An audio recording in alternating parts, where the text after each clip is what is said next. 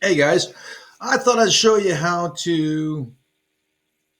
I assign activities through my Google Classroom. I don't know. Hopefully, somebody's worked out a slicker way of doing it, but this is what I do. So check it out.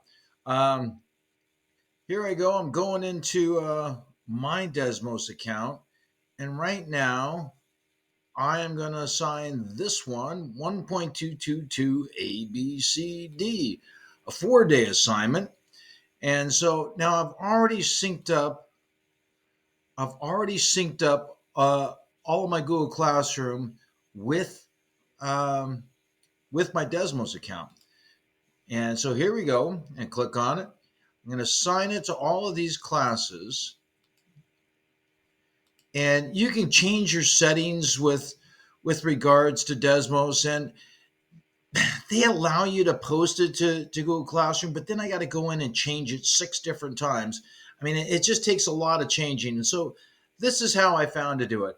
It'll post it immediately to Desmos assignments. So here we go. Now it's all assigned, right? I'm going to start with period one, and I go like this, and I'm just going to get the student link for that, and I'm going to copy it. Now I'm going to go to my Google Classes, and let's see, where's period one here? There it is. So period one, classwork, create assignment, and then this is 1.2.2 A, B, C, D. Of course, these are all my custom things that I've got going. If anybody's interested in it, they are in our Brain Growth Academy assignment. And if you have any more questions, I'm more than happy to share everything with everybody. Click on the link, and then I'm going to Control V, paste that in there, and add link. Now, this gives me the right one for first period.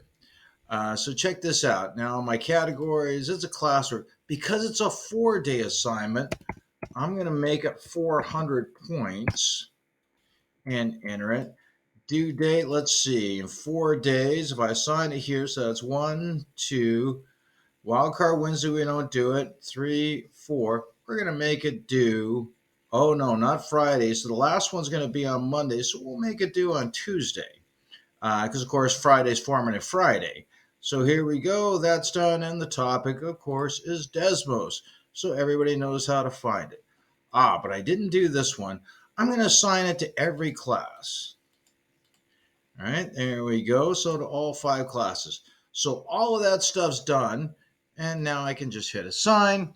And off it goes, creating it in every class. So here we go. But of course, every class has the wrong link right now. So here's what I'm going to do. I'm just going to go through one by one.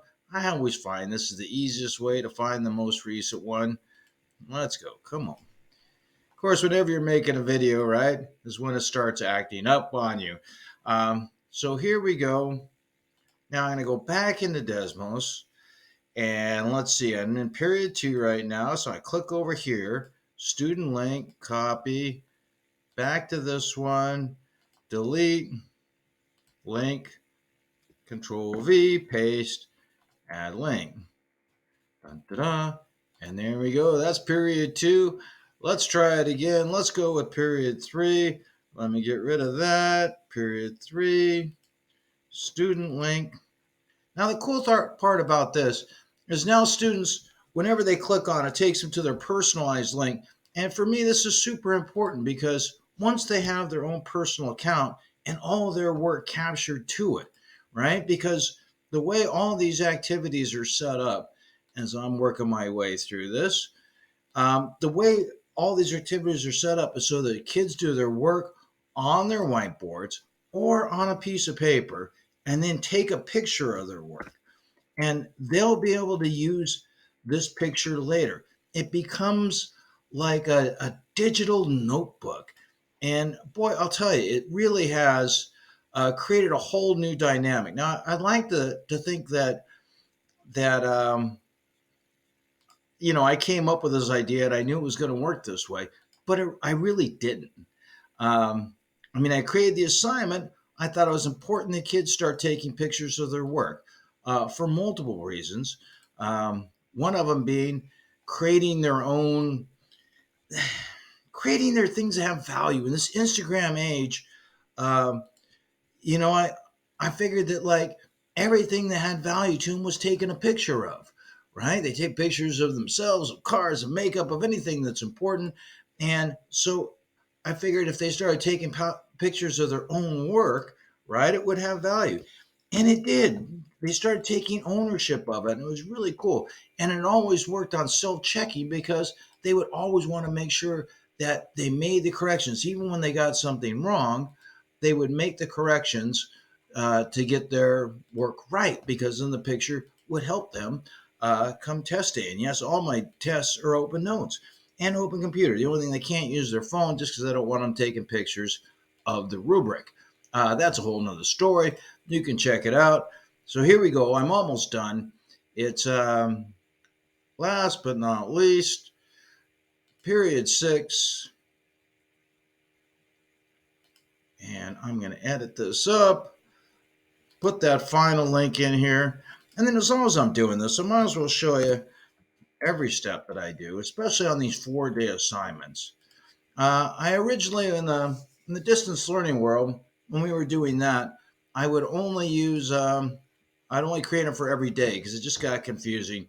But in the real world, this works much better. So here I am. I'm just clicking on first period's dashboard, and I'm just going to paste it and just have the one day. Because I have check-in slides, it's always easy for me to tell where my pacing was and where to stop and start.